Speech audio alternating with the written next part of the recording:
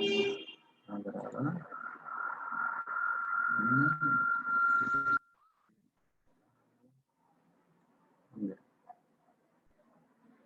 Buenas tardes con cada uno de ustedes. ¿Ya? Soy el licenciado Alexander Noriega Martínez. En esta oportunidad vamos a desarrollar el tema de agentes físicos en terapia física y rehabilitación. Vamos a iniciar con este tema. Si ustedes tienen alguna pregunta, alguna interrogante durante el proceso que vamos a realizar, ustedes pueden interrumpirme y decirme, ¿sabe qué, licenciado? No entiendo esta parte, explique, o de repente por ahí si se pierden, ustedes pueden decirme, por favor, repita esta parte, ¿ok? Muy bien, con toda confianza.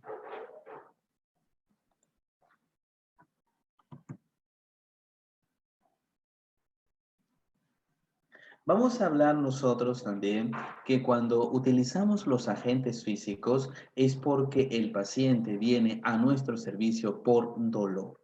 Vamos a referirnos que el dolor es una sensación subjetiva. ¿Por qué decimos nosotros que el dolor es una sensación subjetiva? Ya que ustedes me pueden decir, el licenciado o profesor, ya que existe una escala también para medir este dolor. Es una sensación subjetiva, ya que, por ejemplo, si yo tengo un dolor de estómago por un cólico y hay otra persona que tiene un dolor de estómago por el mismo cólico, vamos a referirnos así, yo puedo sentir ese dolor a un grado 1, pero sin embargo la otra persona puede sentir ese mismo dolor, pero en una escala 4 a 5. Vamos a ver que el dolor es una sensación subjetiva porque va a depender tanto de la recepción, la información y las experiencias que el paciente ha tenido en forma anterior y que va a relacionar con ese dolor presente. Por eso la Asociación Internacional para Estudio del Dolor en el año de 1979 sostuvo que el dolor es una experiencia sensorial, es una experiencia que nuestro cuerpo va a captar a través de los receptores del dolor y por lo tanto esta experiencia sensorial va a desencadenar una serie de emociones, por lo cual vamos a decir que el dolor es una experiencia sensorial y emocional, ya que nos va a permitir desencadenar una respuesta. Y todo ello está asociado a lesiones reales o potenciales de los tejidos. Vamos a ver nosotros que este concepto, esta concepción que fue del año de 1979 hasta nuestros días se sigue utilizando. Nunca vamos a olvidar que el dolor es una experiencia desagradable. Recuérdate eso, el dolor es una experiencia desagradable sensorial porque es captada por los receptores y emocional porque se va a desencadenar una respuesta. Todo ello asociado a lesiones reales o potenciales de los tejidos.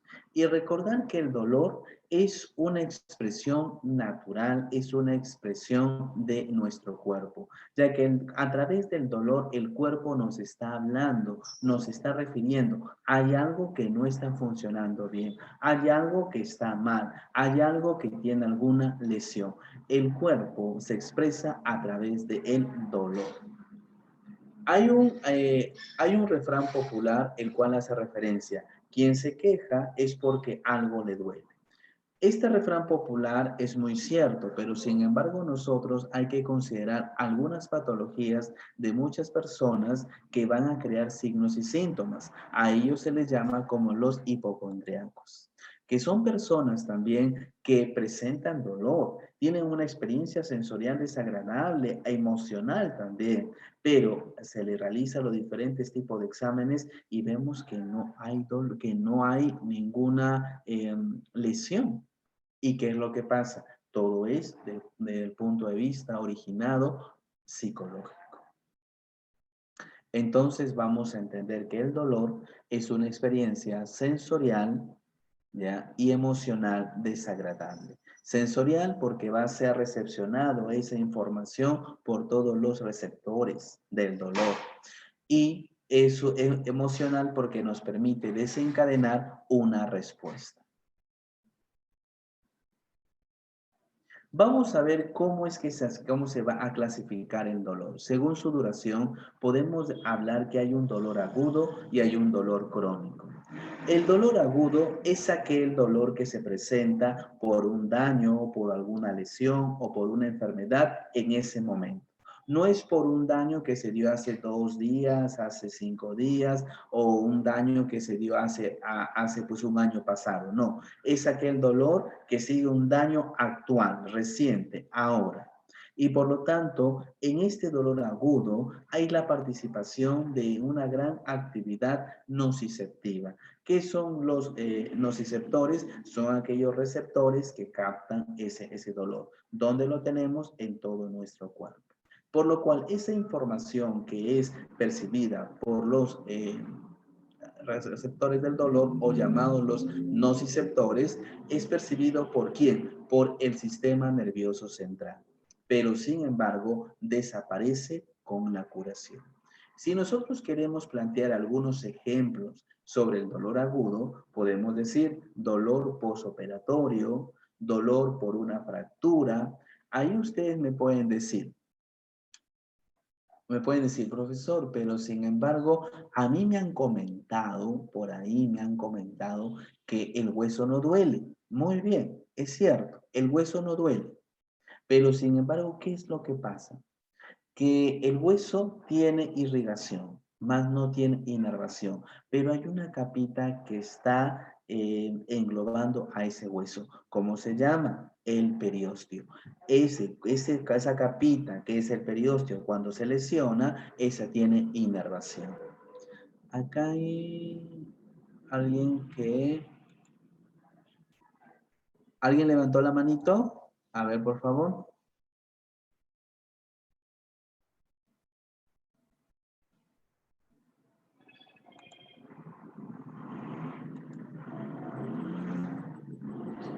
Aide me parece que levantó la mano.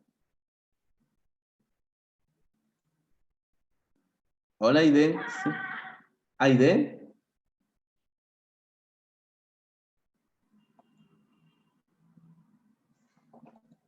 Sí, dígame, Aide. ¿Alguna pregunta, Aide Karina?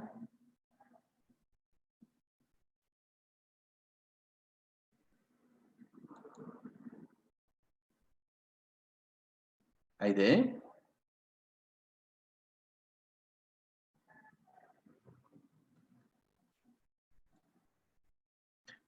Siguiendo con la explicación de dolor agudo, vamos a ver como le estábamos viendo, ¿no? Sobre el dolor por una fractura. Ya, y voy a repetirles que el hueso no duele, lo cual puede ser afectado. ¿Cuál es? Es el periósteo. Por una luxación, un cólico, una perforación de una víscera, la cual es hueca. Un dolor neuropático, el cual lo vamos a ver ahora. Y sin embargo, ustedes pueden ver también que cuando hay un paciente COVID, actualmente y hay un periodo de inmovilización de 5 días, 2 semanas, aquellos dolores que van a presentar estos pacientes son neuropáticos. ¿Por qué? Porque hay un compromiso nervioso. Hay, también dentro de este grupo de dolores agudos está todos los dolores musculoesqueléticos, los cuales pueden estar relacionados a las fracturas. El dolor agudo se caracteriza porque es de corta duración, tanto así que va a presentarse desde una actividad biológica, que es lo que me hago referencia a lo que le estaba diciendo anteriormente, que el dolor agudo especialmente también es una expresión del cuerpo ante una lesión determinada. El dolor agudo se está acompañando de ansiedad y también se acompaña de algunos signos autonómicos. ¿Cuáles son esos signos autonómicos? Son sudación, palidez, taquipnea y taquicardia. De repente ustedes, pues, de repente por ahí no saben, o algunos de repente que sí, que es una taquipnea. Taquipnea es el aumento de la frecuencia respiratoria. Cuando una persona tiene dolor agudo, se hiperventila por la ansiedad que tiene y también por aquella necesidad oxigenatoria que también presenta. Dolor crónico. Cuando nosotros hablamos del dolor crónico, es aquel dolor que persiste por un largo aproximadamente de tiempo de meses a años. Según la literatura, puede ser de 6 meses a más. En el dolor crónico se caracteriza porque hay una pérdida de la función biológica, ya que ese tejido ha perdido la función defensiva. Ahora, este dolor crónico está asociado a modificaciones. Pero, ¿qué es lo que pasa? ¿Qué es lo que va a modificar el dolor crónico? La personalidad. Y por lo tanto, esta persona cae en depresión. Este tipo de dolor crónico especialmente no responde a tratamientos, por ejemplo, aquellos pacientes oncológicos, es decir, aquellos pacientes con cáncer. Sin embargo, aquella cronicidad también engloba a las neuralgias, a las lumbalgias y a las artritis.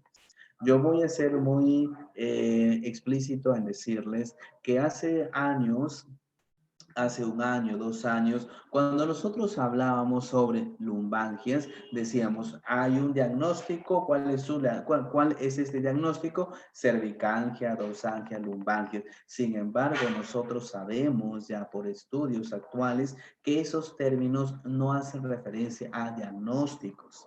Ellos solamente son síntomas. Si yo te hablo lumbalgia, con ese término me estás diciendo tienes dolor en la parte lumbar, nada más. Y si yo comienzo a hurgar por qué te duele la parte lumbar, hay gran cantidad. Puede ser que tengas una espondilolistesis, puede ser que tengas un desplazamiento, puede ser que tengas artrosis, atrapamiento de algún nervio, etcétera. Puede ser que tengas una hernia, puede ser que tengas, no sé, puedes tener lo que es una protusión.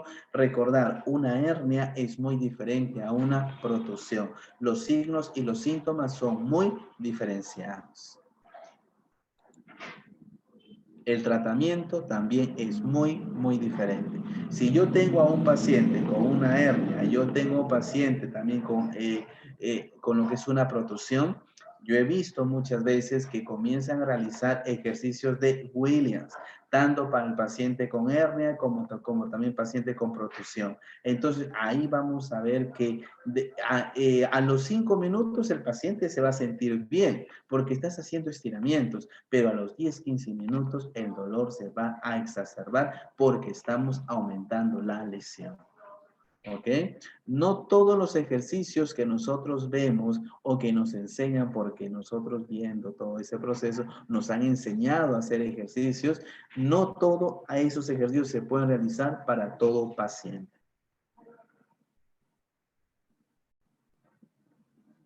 Según su patogenia, vamos a dividir al dolor en dolor neuropático y en dolor nociceptivo. Cuando nosotros hablamos de un dolor neuropático, es aquel dolor el cual es ocasionado por un estímulo directo en donde al sistema nervioso central. O puede ser este dolor neuropático porque hay una lesión directa en las vías nerviosas periféricas. Estoy hablando, entonces, este dolor va a alterar todas las vías aferentes, todas las vías eferentes también de nuestra conducción nerviosa. Por lo tanto, hay una alteración en el funcionamiento de nuestras neuronas y también de todas las terminaciones nerviosas.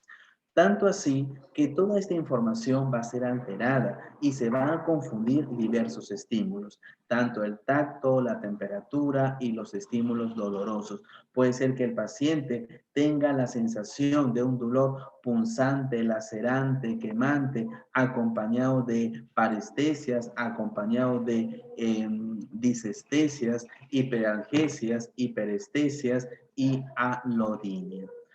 Si nosotros vamos a hablar de una estadística, entonces vamos a referirnos que el dolor neuropático es localizado en un 60%. ¿Cuáles son los ejemplos de un dolor neuropático? A ver, acá me parece que haya una pregunta. El audio no está muy bueno, se escucha con eco. A ver, un momentito.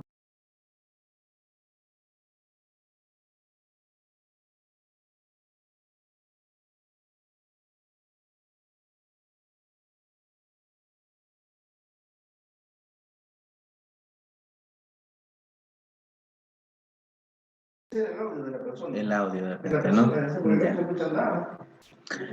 Ya. Entonces, ¿cuáles son los ejemplos de un dolor neuropático? Lesión del plexo braquial y lumbosacro. Cuando hay una neuropatía periférica post-quimioterapia. Cuando hay una neuropatía periférica post-inmovilidad, sedativo. Por ejemplo, cuando tenemos a nuestros pacientes que están en UCI, en COVID, ¿qué es lo que hacen los médicos? Los médicos le van a aplicar ya sea el propofol, el fentanilo, rocuronium, hay diferentes fármacos donde van a colocar al paciente en una sedación constante. Muchas veces esas alteraciones, esas inmovilidades también alteran las articulaciones, por lo cual la participación de los terapistas respiratorios es muy importante para que ellos puedan realizar la movilidad temprana de acuerdo a su diagnóstico y de acuerdo a sus evaluaciones en fase 1, 2, 3 y 4. En las anteriores exposiciones nosotros hemos evaluado, hemos aprendido también a discernir cuándo voy a hacer una movilidad, fase 1, fase 2, fase 3 y fase 4. Dolor neuropático muchas veces se da cuando hay una cicatriz, pero esta es retráctil, en una neuropatía diabética, cuando esta neuropatía está asociada al VIH y también cuando hay un compromiso medular. Nunca nos olvidemos cuando nosotros hablamos de un dolor neuropático, hay una lesión ya nerviosa, de una raíz nerviosa, de una prolongación nerviosa, de una vía nerviosa periférica, donde vamos a ver que se altera el tacto, la temperatura y los estímulos dolorosos. ¿Y qué va a sentir el paciente? Un dolor punzante, lacerante, quemante, corriente eléctrica, provocando que parestesias, disestesias, hiperalgesia, hiperestesias y alorismo. Entonces, vamos a ver, nosotros cuando estamos en la práctica clínica, siempre nosotros le decimos a los pacientes, ¿cómo es este dolor que siente usted? Y el paciente dice, sí, yo siento que me punza, me arde y siento una corriente eléctrica que va desde mi espalda baja hacia toda la pierna por la parte posterior. Nosotros estamos hablando, entonces, de repente hay una compresión de algún nervio a nivel de L4, L5 quizá. ¿Entendido? Y vamos a, este es un dolor quizá que es compresivo, es neuropático. Cuando nosotros hablamos de un dolor nociceptivo, es aquel dolor que es el más frecuente. Y este dolor nociceptivo vamos a dividirlo en dos, en dolor somático y en dolor visceral. Ahora, este dolor nociceptivo, recordamos que es captado por los receptores cutáneos del dolor y también los órganos internos. ¿Cuál es la diferencia de un dolor somático y de un dolor visceral? Cuando nosotros hablamos de un dolor somático, es aquel dolor que se va a localizar especialmente en todas las estructuras que tiene el cuerpo. Estamos hablando desde la piel hasta el sistema musculoesquelético. ¿Y cuáles son los ejemplos de un dolor nociceptivo? Por ejemplo, cuando hay una lesión directa, un golpe, un corte, una quemadura, una acción química, la acidez, una infección, por ejemplo, una contracción muscular, la cual es sostenida, una distensión muscular y a unas alteraciones en el aporte de oxígeno. Por ejemplo, cuando el paciente presenta una isquemia tisular, el paciente va a tener un dolor somático con una sensación de que algo le está oprimiendo. Entonces, nunca te olvides, cuando hay dolor somático, soma significa cuerpo. Es aquel dolor que se va a localizar en alguna superficie del cuerpo, oyendo desde la piel hasta el sistema musculoesquelético. Y nosotros cuando hablamos de dolor visceral, es aquel dolor difuso que es difícil de precisar. Ahora, por ejemplo, cuando hay una distensión visceral, cuando hay un aumento de la presión visceral o cuando hay un infarto intestinal o isquemia.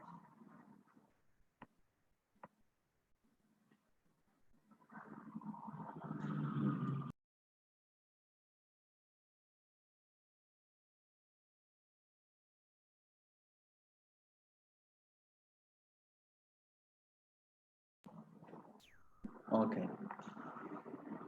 Hay una teoría que es la teoría de la compuerta. De repente ustedes son aquellos que pueden haber aprendido de la teoría de la compuerta. Quizá le han explicado a ustedes en forma muy difícil qué es la teoría de la compuerta, cuáles son las fibras gruesas, las fibras delgadas, las fibras C, etc. Muy bien. Ahora, les voy a decir que la teoría de la compuerta, después de tantos años de estudio y de explicación, recién después de tantos años se ha de encontrar ya la explicación. Porque la teoría de la compuerta no es simplemente una teoría de explicación cómo la mente comienza a desempeñar un papel esencial en la opinión del dolor. Es decir, para que sea algo más fácil, cómo el cerebro comienza a disminuir el dolor por otro estímulo. Es decir, por ejemplo, si yo sé que me está doliendo el estómago. Muy bien, me duele el estómago, me está doliendo, ok.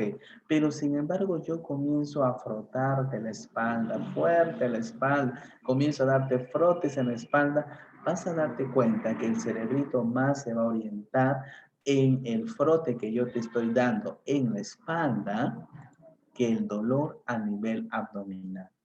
¿Entendido? Y vas a decir, ¿te duele? No, ya no me duele. ¿Por qué? Porque el cerebrito ya comenzó a orientarse en el frote a nivel de la espalda y ya no en el dolor abdominal. Entonces, ese ejemplito muy fácil es la teoría de la compuerta. ¿Entendido? Ya que en el año de 1965, esta teoría fue dada por Melzack y Wolf, donde ellos comenzaron a referirse que la teoría de la compuerta es un sistema que va a bloquear a nivel del sistema nervioso central tanto las vías del dolor para que abran o cierren las vías del dolor.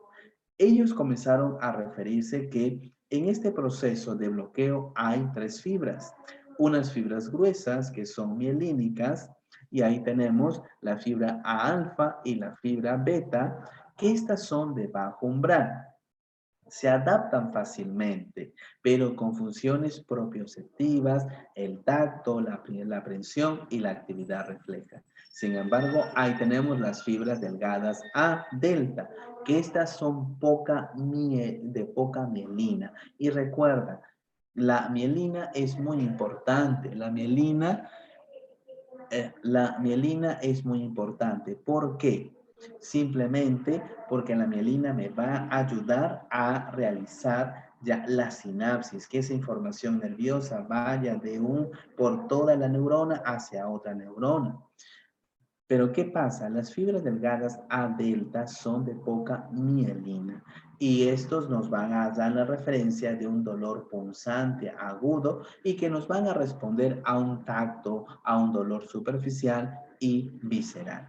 También tenemos las fibras C, que son unas fibras las cuales no tienen mielina y las cuales están relacionadas con la célula de Schwann.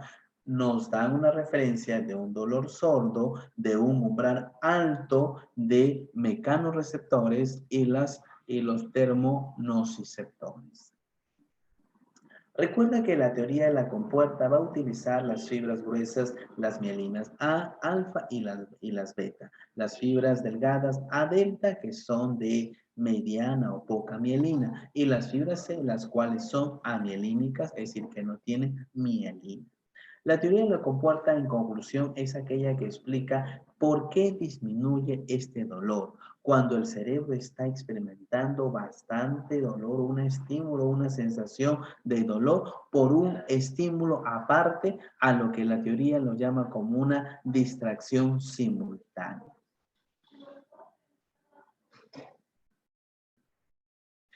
Hay una teoría también que estos dos autores, ya al que estamos diciendo, Melzin y Wan, hablaron sobre un autor, Maimónides y el sultán en la teoría de la compuerta, lo cual hace referencia que uno de los criados, ya, es aquel que estaba herido. Por lo tanto, ¿qué hace? ¿Qué hace Maimónides? El sultán llega a pedirle ayuda pues a Maimónides. Y por historia sabemos que él es filósofo y también es médico. ¿Qué hace él? Él le dice, por favor, si es que le puede ayudar a este criado. Entonces, pero el criado es aquel que sentía bastante dolor, bastante. ¿Y qué hace Maimónides? Le comienza a estimular una parte periférica en donde se estaba localizando este dolor. Y este criado comenzó a visualizar, comenzó a orientarse en el otro estímulo. Y por lo tanto, el dolor comenzó a disminuir. Entonces, esa es la teoría de la compuerta. Claro que de repente a nosotros en la teoría de la compuerta nos han vendido una teoría muy complicada, pero no, la teoría de la compuerta es la explicación de cómo el dolor, ya el cual está exacerbado, hacemos un juego a través de la mente con otro estímulo aparte y por lo tanto el dolor disminuye. Por ejemplo, si a mí me está doliendo el hombro, ya el hombro derecho, me está doliendo bastante el hombro derecho, y si yo, por ejemplo, comienzo a activarte, comienzo a darte un estímulo en la cadera izquierda, vas a ver que el cuerpo comienza a orientar todos sus receptores a nivel de la cadera izquierda y vas a darte cuenta que el dolor ya como no está orientado el cuerpo hacia el dolor del hombro derecho, este automáticamente disminuye. ¿Entendido? Nosotros sabemos también cuando el paciente tiene dolor, cuáles son las causas principales que puede tener el paciente, porque nuestros pacientes comúnmente llegan a nuestro servicio diciendo que a ellos les duele bastante la parte lumbar, la parte cervical, la parte dorsal y por lo tanto puede ser que tenga un espasmo muscular, puede ser que tenga artritis o artrosis, una ruptura del disco, que tenga una torcedura de espalda, una tensión y también algunos problemas emocionales. Yo les pregunto, ¿ustedes conocen de repente, hay un síndrome que se llama el síndrome vértebro-basilar? Ustedes me dirán, sí, yo conozco ese síndrome o de repente por allí. Este síndrome hace tanto daño al paciente que muchas veces llega con una visión tubular. Y uno dice, no, ya le dio un derrame cerebral de repente. Y no es así. Vamos nosotros a identificar lo que es el músculo trapecio. Hay una arteria que está perforando el músculo trapecio. ¿Cuál es la arteria? Es la arteria basilar. Muchas veces cuando esta musculatura, el trapecio, se contrae, tiene espasmos musculares, va a apretar fuertemente a esta arteria, disminuyendo la cantidad de sangre y oxígeno al cerebrito. Mira, disminuyendo, no anulando, disminuyendo la cantidad de sangre y oxígeno. ¿Qué hace el paciente? Tiene náuseas, tiene vómitos, tiene mareos, tiene irritación del nervio facial y muchas veces también este paciente, ¿qué es lo que tiene? Desmayos y puede llegar hasta una convulsión. Muy bien. Y todos los médicos y todos los profesionales de la salud creen, de repente tiene un tumor cerebral. Le sacan una resonancia y no tiene nada y está limpio el cerebrito. Comienzan a investigar mediante un Doppler, comienzan a investigar mediante otros exámenes y ¿qué es lo que pasa? Simplemente el paciente ha tenido unas fuertes contracturas a nivel cervical. Otra de las experiencias en la clínica es cuando el paciente tiene recuerden, una rectificación cervical. En este aspecto hay una variabilidad funcional de todas las arterias y venas a nivel cervical y el paciente también va a producir dolores de cabeza, náuseas, vómitos, hasta también vértigos. Mucho cuidado con estos síntomas. Por ejemplo, nosotros sabemos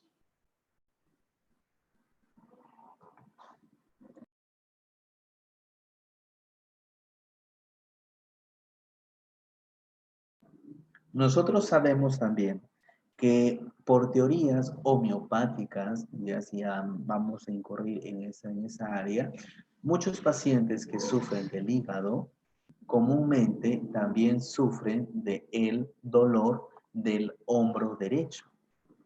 Y por lo tanto, si muchos de los pacientes presentan a nivel, por ejemplo, del hígado, que está localizado a nivel de lo que es el hipocondrio derecho, ¿qué es lo que pasa?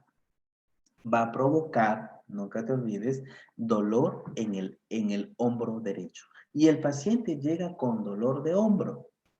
Y usted le va a colocar sus agentes físicos, le va a colocar también sus compresas húmedas calientes, o le va a hacer contraste, le va a hacer su masaje, sus estiramientos a nivel cervical, a nivel pectoral, a nivel escapular, a nivel también de lo que es dorsal ancho, y le va a realizar todo. Y el dolor persiste.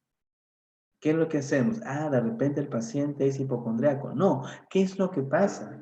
Hay muchos órganos, hay muchos sistemas que provocan dolor. ¿Entendido? Según las teorías, hace referencia que el paciente con una afección a nivel del hígado siempre tendrá dolor a nivel del hombro derecho. Una de las cuestiones que nosotros tenemos que diferenciar también es cuando hay una hernia discal y hay también una hernia discal con lo que es una protusión. Cuando nosotros hablamos de una hernia discal es cuando el anillo fibroso se ha roto y por lo tanto el núcleo sale, ya sea posterior o ya sea a lateral derecho o lateral izquierdo. Pero sin embargo, cuando nosotros hablamos de una protusión es cuando el disco este es empujado hacia posterior y hay una inflamación. Entonces, hay muchos exámenes también donde está diciendo, paciente tiene una protusión a nivel de L4, L5, por si acaso, por ejemplo, ya, o L3, L4, ya está. ¿Qué es lo que pasa? Llegas donde el médico, ¿usted tiene una hernia? No, es que no tienes una hernia, tienes una protusión. Cuando hablamos de hernia es cuando el anillo fibroso ya se ha roto. En casos cuando el anillo fibroso se ha roto, no se hace masajes. Recuerden, no se hace masajes. Porque comienzas a movilizar y comienzas a desgarrar más. ¿Y qué hace el paciente? Tiene más dolor. Se exacerba o incrementa el dolor. Vemos una figurita que está al medio, que es un paciente que es con una escoliosis, con una hiperlordosis y con una protusión abdominal. En estos casos, nosotros tenemos que ver que el problema del paciente posiblemente venga desde la parte inferior, desde la forma de los pies, que hay teorías que influyen mucho, cómo es la base, tienes pie plano, pie cabo, cómo influye a nivel postural también.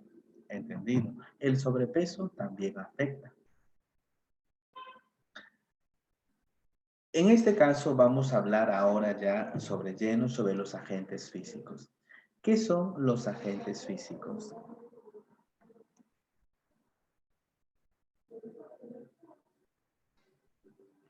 Los agentes físicos es el uso de medios o aditamentos con la finalidad de tratar fisiológicamente alguna estructura del cuerpo que está alterada. Recuerda, es el uso de medios o aditamentos que yo voy a utilizar para tratar fisiológicamente alguna estructura que está alterada. Pero recuerda algo, cuando yo hablo de agentes físicos, no estoy tratando, no estoy refiriéndome a un absoluto tratamiento. Los agentes físicos son parte o un porcentaje de un 20 a 30% del tratamiento. Los agentes físicos no son el tratamiento exclusivo. ¿Cuál sería el tratamiento exclusivo? Es la terapia manual y ortopédica.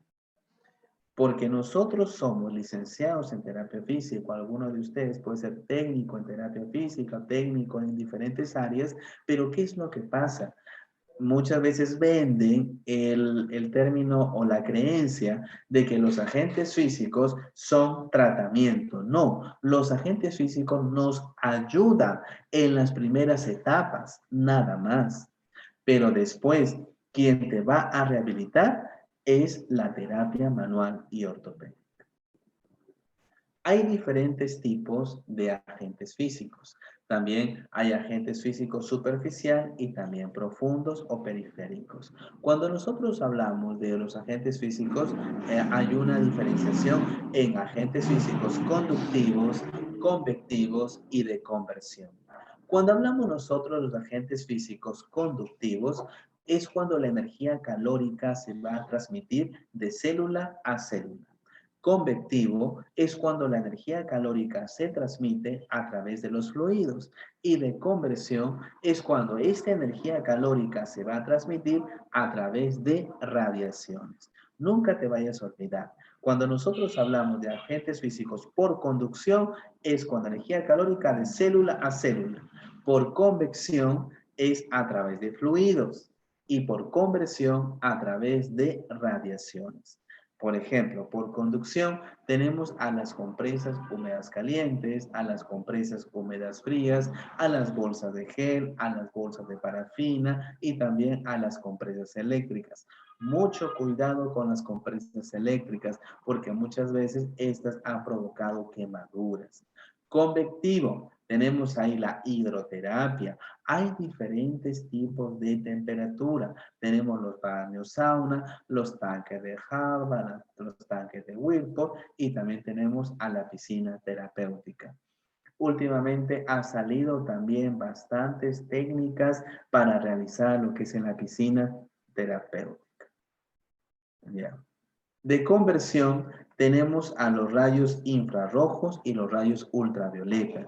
Tenemos también al ultrasonido, onda corta, microondas, terapia combinada, la electroterapia, la magnetoterapia y también lo que es el láser. Cuidado cuando nosotros hablamos del ultrasonido. Hace como 5 años, 7 años atrás, el ultrasonido era el boom total. Todos querían un ultrasonido, todos tenían un ultrasonido. ¿Por qué nos han dicho que el ultrasonido es analgésico, antiinflamatorio y también relajante muscular? Y si tú lo ponías, tú lo colocabas tanto en un modo continuo, en un modo pulsado, entonces ya hasta podías romper algunas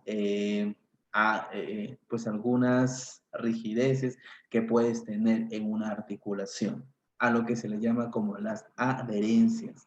¿Qué es lo que pasa? Según las últimas investigaciones, se ha descrito que el ultrasonido no tiene ninguna de estas funciones. No tiene, por ejemplo, función antiinflamatoria, analgésico o si no relajante muscular. ¿Y ustedes cómo van a ver? Ustedes van a buscar, también les voy a dar el link, ha habido una investigación sobre el ultrasonido, en donde se aplicó un ultrasonido a 120 pacientes, ¿ok? Pero, ¿cuál es lo curioso? Que este ultrasonido estaba apagado, ¿ya? Se le aplicó a los pacientes ultrasonido, ellos veían que se le aplicaba ultrasonido, y ellos decían, sí, mira, me está aplicando ultrasonido, muy bien. Pero sin embargo, ¿qué es lo que pasaba allí? El ultrasonido estaba apagado. El paciente se mejoró. Mejoraba porque decía, el ultrasonido me está mejorando. Le hacían terapia manual también. Pero al final de toda la investigación, le dijeron, ¿cómo te sientes? Muy bien, ok. ¿Qué es lo que pasa? El ultrasonido nunca funcionó. ¿Qué funcionó? La terapia manual. ¿Entendido? Cuando nosotros vamos a aplicar, ¿ya?, algún agente físico, tenemos que considerar tres partes. Uno, observar cómo está aquella zona que vamos a aplicar algún agente físico. La movilidad de la articulación. Y voy a palpar la zona donde yo voy a aplicar algún agente físico. Vamos a hablar de la termoterapia. Comúnmente nosotros hablamos de las compresas húmedas calientes. Muy bien. En las compresas húmedas calientes son bolsas de algodón rellenas de bentonitas o cualquier otra sustancia volcánica. Muy bien. Si nosotros hablamos son bolsas de algodón, muy bien, pero rellenas de bentonitas, claro. Pero cualquier otra sustancia que al colocarse esta compresa en el hidrocolector, que está a una temperatura de 70, 75 grados centígrados, este va a aumentar su temperatura. Cuando uno coloca una compresa envuelta en una toalla en un paciente, recordar que el nivel de profundidad es de 1 centímetro. En el interior de la compresa vamos a encontrar un material y este material se llama hidrofílico. ¿Para qué me sirve este material hidrofílico? Es aquel que me sirve para conservar el calor y para transmitir ese calor. Antiguamente las compresas estaban compuestas de otro material que se llama el asbesto. Pero ¿por qué se dejaron de utilizar este material, el asbesto? Porque era un material cancerígeno. ¿Cuáles son los efectos fisiológicos que me va a permitir una compresa húmeda caliente? Recuerda, aumenta la temperatura, hay una vasohidratación superficial, mejora el metabolismo, mejora la circulación o flujo sanguíneo. Ojo, si yo digo que aumenta la temperatura, hay una dilatación. Aumenta la vasohidratación superficial, es decir, la sudoración. Mejora la absorción, mejora el metabolismo. Si aumenta la temperatura, aumenta el flujo sanguíneo. Mejora la oxigenación, elimina sustancias de desecho y aumenta las sustancias inhibidoras del dolor. Por ejemplo, aumenta la serotonina. Por eso, cuando un paciente presenta dolor y ya está en forma crónica, yo le voy a colocar una compresa húmeda caliente. Pero ojo, usted va a decir, no, este paciente está en estado crónico, yo le voy a colocar compresa húmeda caliente. Tengo que ver la zona. Hay estadios crónicos que tienen manifestación de estadio agudo. ¿Me entiendes? Hay estadios crónicos donde veo está inflamado, hay edema, hay exacerbación. Entonces, y si yo le coloco una compresa húmeda caliente en una zona que está súper inflamada, entonces, ¿qué voy a provocar? Necrosis tisular. ¿Me entiendes? Entonces, la cuestión es que cuando yo voy a colocar una compresa húmeda caliente, los efectos fisiológicos que yo voy a lograr en el paciente es aumenta la temperatura, hay una vasohidratación superficial, voy a mejorar el metabolismo, aumenta el flujo o la circulación. Por lo tanto, si hay una vasohidratación, aumenta la sudoración. Voy a mejorar la oxigenación. Si aumenta la circulación, por ende, aumenta la oxigenación.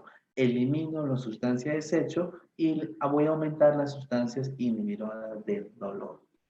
Les puedo hacer una pregunta también a ustedes, a cada uno de ustedes. ¿Por qué se contractura un músculo? Usted va a decir, no, primero se va a contracturar por la forma, de repente la postura, por la actividad funcional, o de repente porque el paciente ha repetido una actividad constantemente, etc. Lo primero, lo que yo les voy a decir, cuando tengan un paciente con contractura muscular, lo primero que van a hacer es drenaje. No le vayan a hacer, no le vayan a colocar su compresa, no le vayan a colocar tampoco hacer lo que es una digitopresión, que uno ve en diferentes lugares, en diferentes ferias, a gran cantidad de técnicos que, ¿qué están haciendo a ellos? Paciente viene con contracturas y le comienzan a hacer digitopresión, le comienzan a hacer unos palmoteos, le comienzan a hacer de todo y la zona queda más con exacerbación del dolor. ¿Qué es lo que están haciendo? Están provocando lesiones o microlesiones tisulares. Por lo tanto, cuando tú veas a un paciente que tiene contracturas musculares, recuerda, ese músculo que está contracturado está en esa condición porque tiene sustancias de desecho.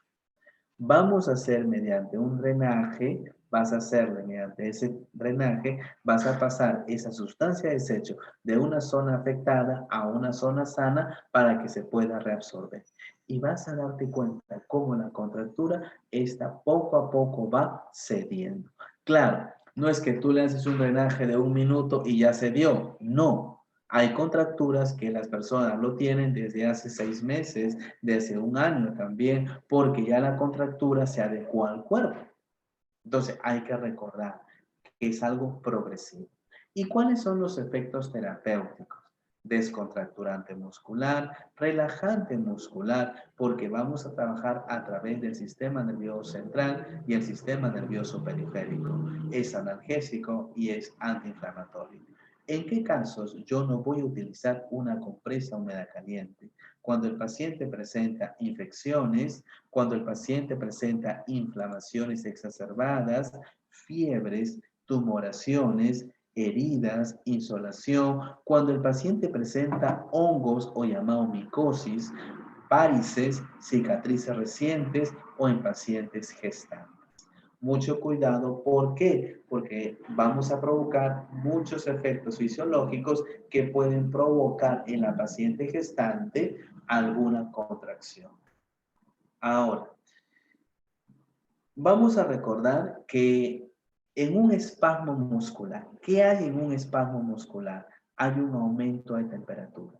Hay una contractura muscular, hay un espasmo muscular. En el espasmo es aumento de la temperatura.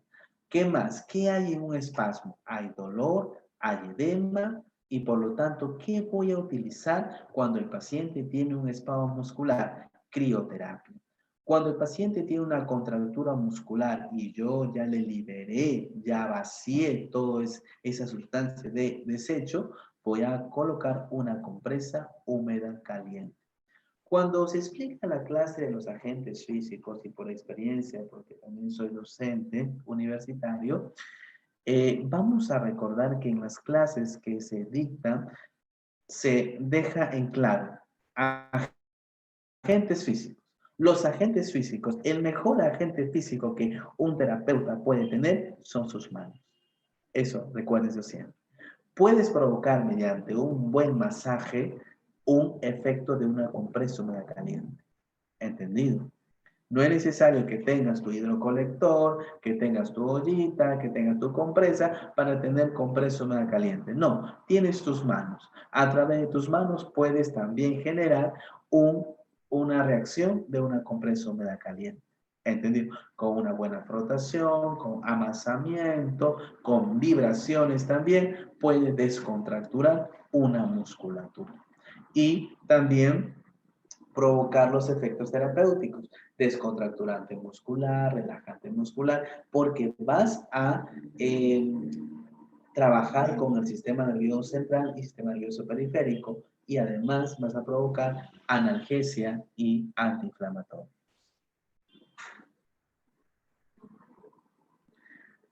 La parafina. Vamos a ver que la parafina es utilizado ya o ha sido utilizado también en algunos centros hospitalarios. Los tanques de parafina, los cuales son hospitalarios, son de acero inoxidable. Había unos también que eran de PVC. Si nosotros queremos ver que en una parafina, ¿en qué temperatura está esta? Aproximadamente de 54 grados de disolución. Ahora, para que exista esta parafina, se han de mezclar ciertas partes de parafina por uno de aceite. Ese aceite podría ser la glicerina. Ahora, el tiempo de fusión es de 42 a 45 grados. Ahora, ¿cuáles son los métodos de aplicación de la parafina? Son dos, es la inmersión y es el embrochado. Cada uno de ellos, vamos a repetirlo, de 5 de inmersión y 5 de afuera. Es decir, son 10 veces. Ingresas 5 segundos, sales 5 segundos. Ingresas 5 segundos, sales 5 segundos. Así 10 veces. ¿Entendido? Muy bien.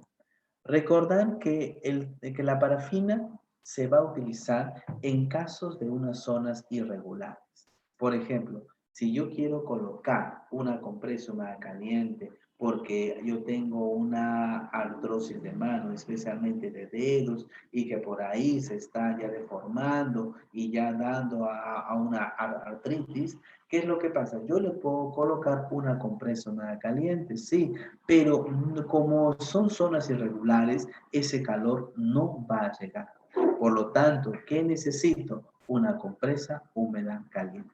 Perdón, ¿qué necesito? Una parafina. Y a través de la parafina, ¿qué voy a hacer? Voy a hacer mediante el método de la inmersión que voy a colocar mi mano y va a ingresar mi manito a ese líquido que es de glicerina más parafina.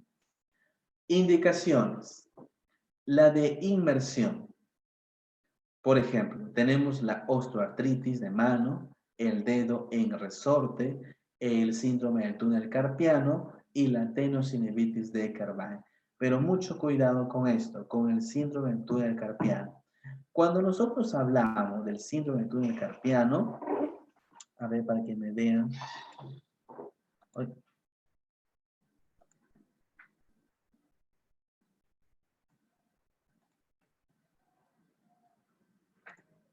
Ahí está.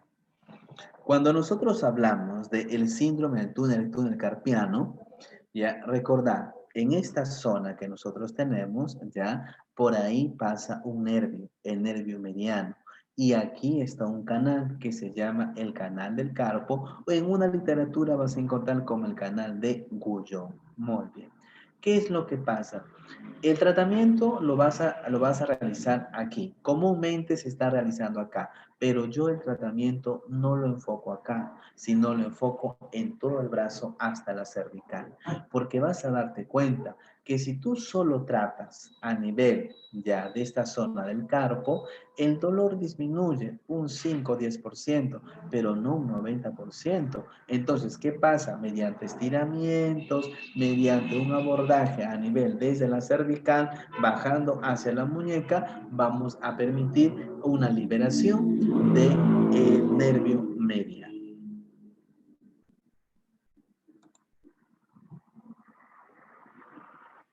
Y también tenemos la tenosinovitis de Carvalho. Y las indicaciones tenemos el embrochado, contracturas musculares, algunos problemas reumáticos como la gonartrosis y el lupus eritematoso sistémico. ¿Cuándo yo no voy a aplicar la parafina?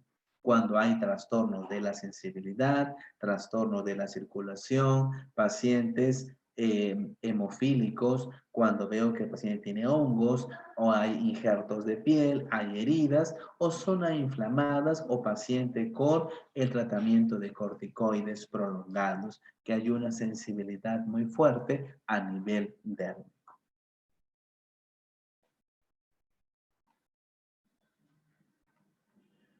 Hablemos de la crioterapia. Como nosotros sabemos, la crioterapia es la utilización del frío ¿ya? Con un efecto terapéutico. ¿Qué va a provocar el frío? Disminución de la temperatura. Muy bien. ¿Qué más va a provocar? Una vasoconstricción superficial periférica, una disminución de la sudoración, un eritemia cutáneo. ¿Qué se llama con eritemia cutáneo? A un enrojecimiento, presencia de un espasmo muscular. Hay un aumento de la viscosidad del tejido de colágeno y disminución de la captación de oxígeno en los tejidos. Todos estos efectos fisiológicos, ¿qué me van a provocar? Unos efectos terapéuticos. ¿Cuáles? Analgesia local, especialmente a nivel del sistema nervioso periférico. Un efecto sedativo, porque estamos trabajando con respecto al sistema nervioso central. Un antiedematoso, un antiespasmódico y desinflamatorio. Pero recordar, muchas veces vamos a colocar en las etapas agudas. Pero ¿cuáles son los efectos de la crioterapia? Hay tres estructuras que nosotros tenemos que considerar: los vasos sanguíneos, los nervios periféricos y también los músculos. Si hablamos nosotros de los vasos sanguíneos, vamos a ver, en 5 minutos de aplicación hay una vasoconstricción superficial. ¿En dónde? En venas y en arterias. ¿Qué pasaría si yo sobrepaso los 5 minutos? Voy a realizar voy a provocar una vasodilatación refleja. No se olviden, a los 5 minutos voy a realizar una vasoconstricción. Después de los 5 minutos, una vasodilatación refleja. Por lo tanto, siempre provocar en el paciente una vasoconstricción, unos 5 minutos. Pero sin embargo, hay diversas teorías también de ello. Hay diversas teorías a través de ello. Gracias, Ana. Gracias, Ana. Ok. Nervios periféricos. En los nervios periféricos hay una disminución de la velocidad de conducción. ¿Ya por qué? Porque va a actuar directamente sobre las terminaciones nerviosas libres y los músculos. El tiempo de aplicación a nivel muscular es de 5 minutos. Claro, pero recuérdate algo muy importante, muy importante.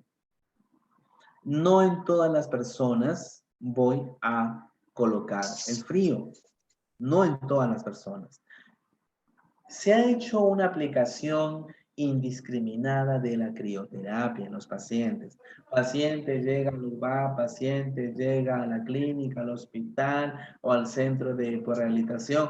Está con edema, está con inflamación. Muy bien, traigan frío. Muy bien, te pongo el frío. Pero espera, hay un test. Bien, hay un test donde corresponde a 3 pasos.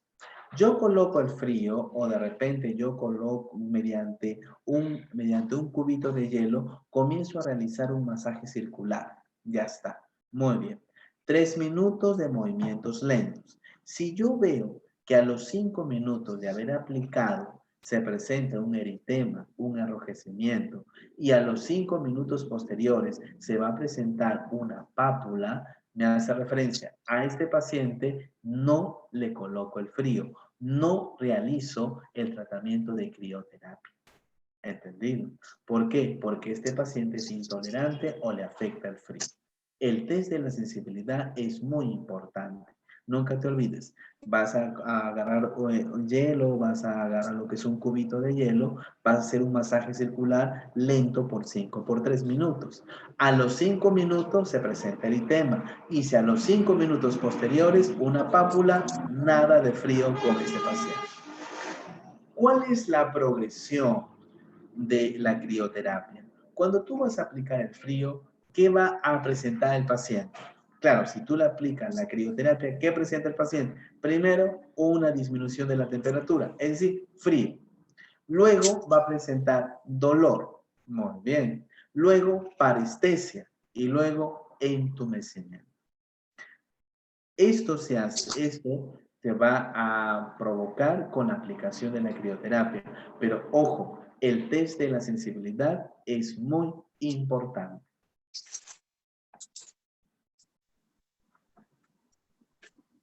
Indicaciones. ¿Cuándo yo voy a aplicar el frío? Cuando hay algunos traumatismos agudos, por ejemplo, desgarros musculares, un esguince, contusiones, luxaciones o espasmos musculares, yo voy a colocar el frío. Hay un tratamiento que yo lo he hecho también con pacientes que tienen desgarro. Comúnmente, ¿qué se hace con el paciente? Ultrasonido, le das ultrasonido, luego le haces su estiramiento, o de repente si te la pones le colocas corriente. Mi indicación personal, paciente con desgarro, nunca se le coloca corriente, porque vas a darte cuenta que alteras la dirección de las fibras y aumenta el dolor. Paciente que tiene desgarro muscular, muy bien. Me haces un movimiento, haces la terapia de lo que es el rodillo. Te voy a enseñar ahorita. Ahí está. Te vas a agenciar de lo que es un rodillo. Ya, te agarras un rodillo. Eso es de lo que más Ampam puedes utilizarlo si es que tuvieses. Muy bien. Este es el segmento. Agarras el rodillo y comienzas a hacerlo de abajo hacia arriba constantemente. Como aplanando las fibras musculares. ¿Entendido?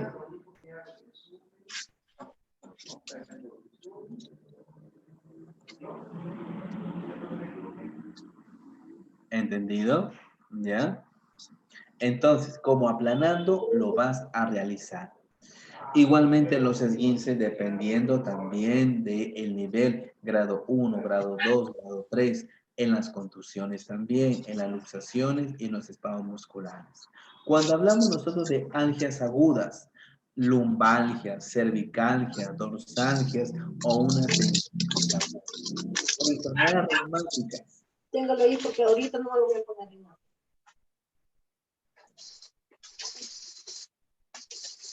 A ver, les voy a pedir a cada uno de ustedes, por favor, que apaguen su audio. Pilar, por favor, Trigoso, apague su audio, por favor.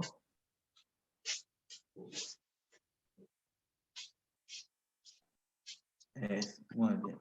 Enfermedades reumáticas como la artritis, como la artrosis y las quemaduras de primer y segundo grado. ¿Cuáles son las contraindicaciones? ¿Cuándo no voy a utilizar? Recuérdate la crioterapia, trastornos vasculares periféricos, enfermedad de Raynaud, hipersensibilidad del frío, trastornos de la sensibilidad y también heridas hábiles. Nunca se olviden de eso. Todavía. Muy bien. Un La poquito más de chup. hidroterapia. ¿A qué se habla con la hidroterapia? No te voy a guardar eso.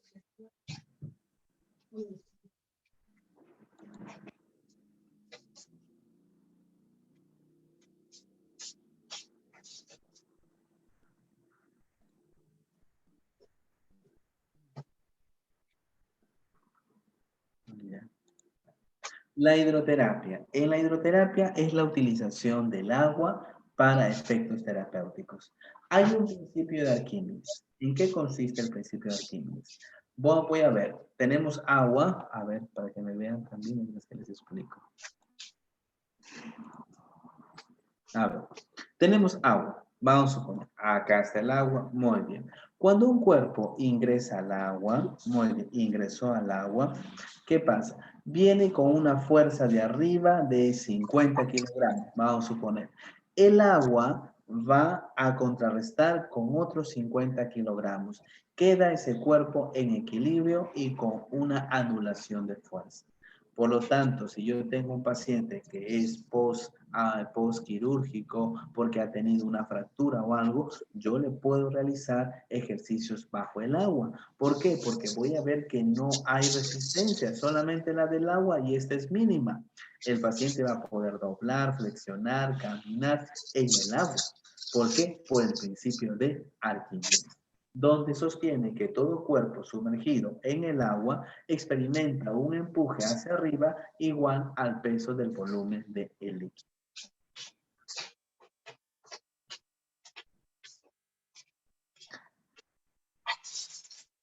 Ahora, hay un término que hay que considerar que se llama la hidrodinámica. ¿Qué es la hidrodinámica?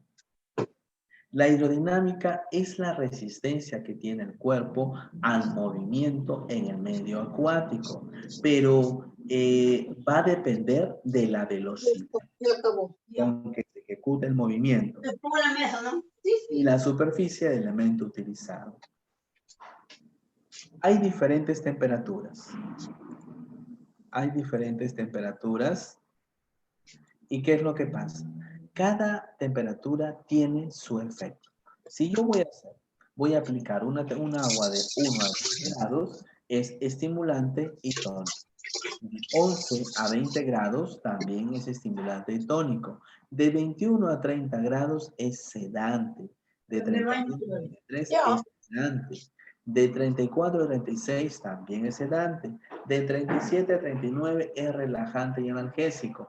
Más de 40 es relajante y analgésico. Por eso que a los pacientes que tienen una hemiplegia espástica o aquellos pacientes que tienen alguna lesión central o alguna lesión cerebral, a ellos se le coloca dentro del tanque de Harvard, que es un tanque grande. ¿Por qué? Se le coloca en agua con una temperatura de 34 a 36 grados, porque es sedativo y en algunos casos de 37, porque quiero conseguir un relajante muscular y analgésico. Efectos fisiológicos.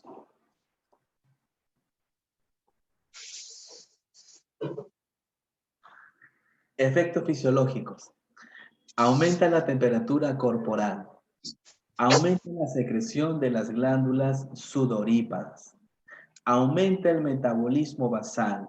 Hay una vasodilatación y también elimina la sustancia de desecho como el ácido úrico y el dióxido de carbono. ¿Qué me va a provocar la hidroterapia?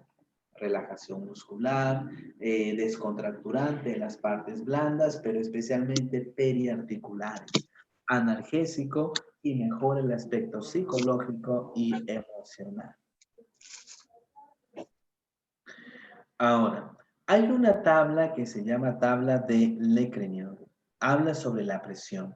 Hasta el cuello, cuando estás inmerso hasta el cuello, tienes un peso real aproximadamente de inmersión de 10%. Hasta las axilas, 30%. Hasta la cintura, del 60%. Hasta los trocánteres, de 80%. Hasta la rodilla, de 90%. Muy bien. Hasta ahí vamos a hablar sobre la hidroterapia, la compresa húmeda caliente, etc. Nunca se van a olvidar de ello, que la compresa húmeda caliente cuando usted lo va a aplicar es por de 10 a 15 minutos. Muy bien. En algunos casos se ha visto que la compresa húmeda caliente, al momento que usted la enrolla y luego le coloca al paciente, y cuando lo saca, él tiene gran cantidad de eritema, de enrojecimiento. ¿Debe de provocar esto? No, no debe de provocar esto. La cuestión, si yo coloco una compresa, es para aumentar la temperatura, pero no es para provocar un eritema. ¿Entendido? Por eso debo estar vigilante constantemente.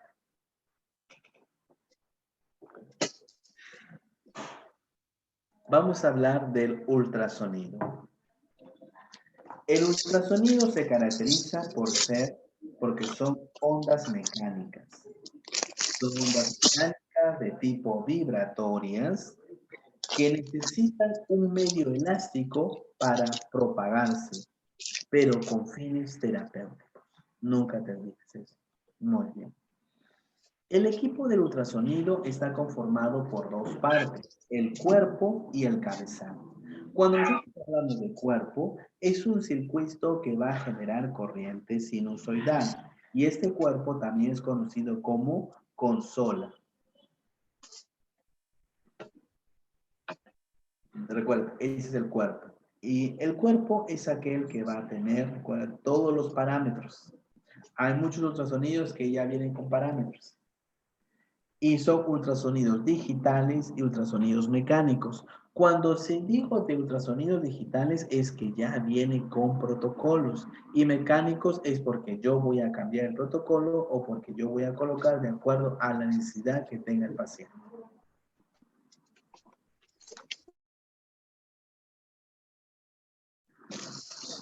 El cabezal. Cuando hablamos nosotros del cabezal, este se caracteriza porque tiene un sistema piezoeléctrico, en el cual la corriente llega hasta esa zona y por lo tanto en forma de onda y va a rebotar en ese material piezoeléctrico, el cual es de cuarzo. Esta vibración que va a realizar a nivel del cuarzo, del material piezoeléctrico, ¿qué es lo que sucede? Esto le va a provocar, recuérdate, la emanación de ondas sinusoidales. Muy bien. Este es el cuerpo, este es el cabezal. ¿Cuáles son los fundamentos físicos?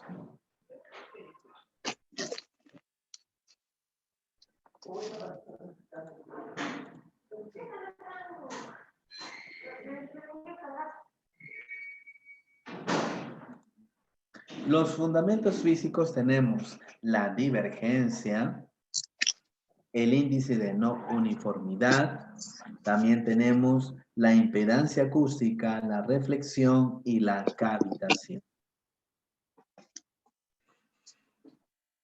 Cuando nosotros hablamos sobre la divergencia, el haz de ultrasonido no es paralelo. sino que al penetrar se va abriendo y al abrirse pierde su energía. Recuérdate, el haz de luz no es paralelo. Es decir, si hubiese sido paralelo, viniese y se va de frente. Pero sin embargo, en la divergencia, el haz de luz, el cual no es paralelo, es aquel que se va a abrir. ¿Me vas a sacar los ¿Entiendes? Se va abriendo y al momento que este se abre, va perdiendo su consistencia y su energía. Esa es la divergencia. El índice de no uniformidad. Recuérdate, consiste en que hay una mala distribución en las ondas promedio y en las ondas pico. En ese aspecto vamos a ver que en ultrasonido hay un campo proximal que se llama de Frenzel y hay un campo distal que se llama de Fraunhofer. El campo proximal o de Frenzel es la zona caliente y el campo de Fraunhofer en la zona fría.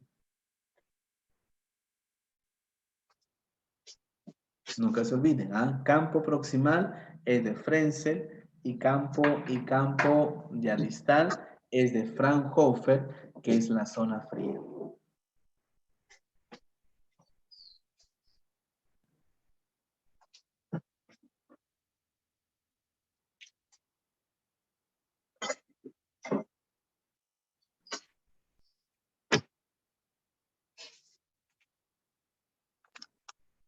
En otra de las características tenemos la impedancia acústica. Y la impedancia acústica es la resistencia que van a ofrecer los tejidos al paso de las ondas ultrasónicas. Sabemos nosotros que tenemos tres capas, la epidermis, la dermis y la hipodermis.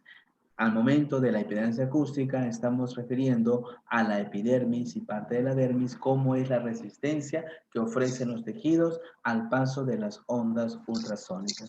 Por eso vamos a ver que hay dos tipos, uno de 1 MHz y otro de 3 MHz. ¿Qué es la reflexión? La reflexión, por la impedancia de algunos haces, por la resistencia que ofrece la piel con respecto a los haces, muchos de ellos se van a reflejar a sí mismos y por lo tanto van a crear una onda incidente, una onda estacionaria y provocando el aumento de la temperatura en una de esas ondas, provocando la formación de puntos calientes. A todo ese proceso se llama la reflexión. Y la cavitación es un estado mecánico que consiste para ver ya en la formación de burbujas a nivel ya de esta zona, como ustedes pueden ver. A ver, para que ustedes puedan, a nivel de el cabezal. A nivel de este cabezal, en la cabecita del cabezal, allí donde nosotros hacemos ya la cavitación. Y vamos a ver que si tú le colocas algunas gotas de agua, comienza a hervir. A todo ese proceso se llama la cavitación.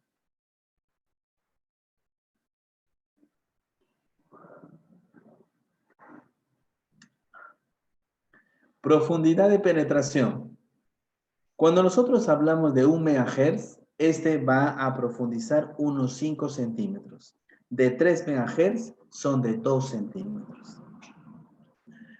Yo voy a aplicar de 1 MHz, ya, si yo quiero llegar al músculo. De 3 MHz, si yo quiero llegar ya al tejido celular subcutáneo. Muy bien. Supuestamente, como estamos hablando de ultrasonido, ¿cuáles son los efectos biológicos? Hay una vasodilatación con hiperemia, hay una capacidad para que se regeneren ya los tejidos, hay un incremento de la flexibilidad de los tejidos ricos en colágeno, hay una dispersión de la acumulación de líquidos y por lo tanto hay una disminución de la contractibilidad muscular.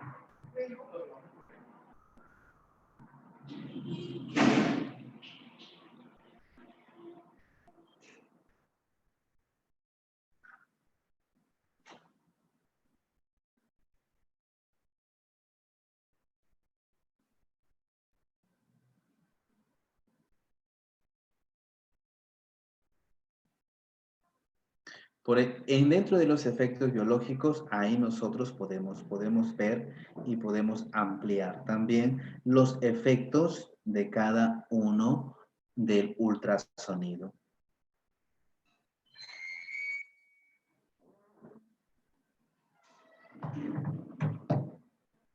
Efectos terapéuticos. Dentro de los efectos terapéuticos tenemos que el ultrasonido es descontracturante, es analgésico y es antiinflamatorio. Nunca te olvides eso. Pero en los efectos biológicos nosotros tenemos que enfatizar bastante que hay un incremento de la flexibilidad en los tejidos ricos en colágeno. Por eso que yo le decía que una de las teorías que tenía el ultrasonido es que cuando hay la formación de adherencias, que el ultrasonido es capaz de romper esas adherencias y devolver al tejido la flexibilidad. Me permite también, si el tejido tiene algún edema, entonces llevar o dispersar ese líquido que está desde una zona afectada a una zona sana para que se pueda reabsorber. ¿Cuáles son los efectos mecánicos que tiene el ultrasonido? Es a nivel de compresión y descompresión de los tejidos, atérmica, y por lo tanto es una onda propia pulsada. Hay dos tipos en que nosotros podemos aplicarlo, de una forma pulsada o de una zona continua. Cuando nosotros hablamos de una fase que está en la fase subaguda crónica, donde el tejido presenta alguna lesión, ya, pero tiene tiempo, no hay inflamación, podemos utilizar una zona continua, una modalidad continua. ¿Por qué? Porque voy a aumentar la temperatura. Pero sin embargo, si yo veo que está en un paciente agudo, hay eritema, inflamación, enrojecimiento, entonces puedo colocar en una modalidad pulsada. ¿Por qué? Porque porque esta zona es pulsada de tal manera que no voy a provocar un aumento de la temperatura.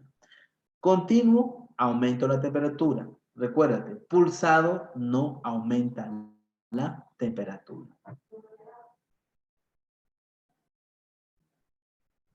Por eso hablamos acá de una zona, de una onda pulsada y una onda continua. ¿En qué casos? Cuando la onda continua en procesos inflamatorios, agudos, edemas. En una onda pulsada, estructuras no inflamadas, hay contracturas crónicas, hay adherencias, hay rigidez. Hay dosis también. Dosis bajas, dosis medianas y dosis altas. Si yo voy a colocar una dosis, por ejemplo, para que me vean un ratito mientras que les voy a explicar. Ahora, si voy a colocar en una dosis baja, me hace referencia que es un proceso agudo, por lo cual yo lo voy a graduar de 0,8 watts. ¿Por cuánto tiempo? De 5 a 7 minutos. Son valores que ya están estandarizados. En una dosis mediana voy a colocar de 1,2 watts. Este es un proceso subagudo de 8 a 10 minutos y una dosis alta de 3 watts. Procesos crónicos de 10 a 15 minutos. Recordar algo muy importante, independientemente de que sea una onda pulsada o de una onda continua, donde la onda pulsada voy a colocar en estructuras que no están inflamadas y donde hay alguna adherencia o hay una rigidez. Y una ondas continuas, procesos inflamatorios, agudos o edemas. Muy bien. Espero que hayan entendido lo que es la aplicación del ultrasonido. Nunca se olviden con respecto al ultrasonido.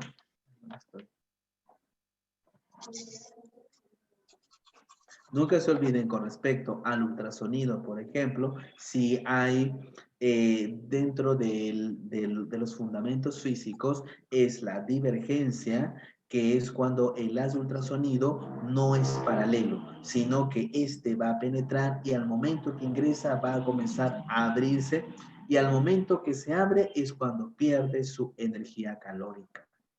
el índice de no uniformidad, el problema cuando hay una diferenciación de las ondas promedio y las ondas pico, provocando también que haya puntos calientes y puntos fríos, y lo cual va conectado directamente con la impedancia acústica y la reflexión, donde una de las características muy resaltantes de la impedancia acústica es la resistencia que tienen los tejidos ante el paso de los haces del ultrasonido.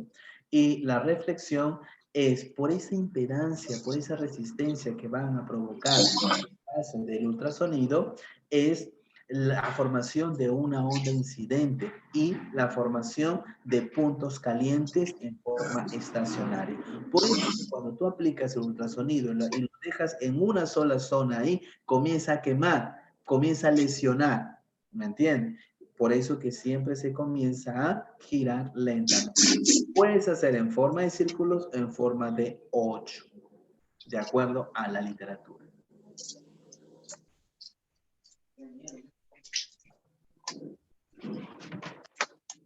Electroterapia.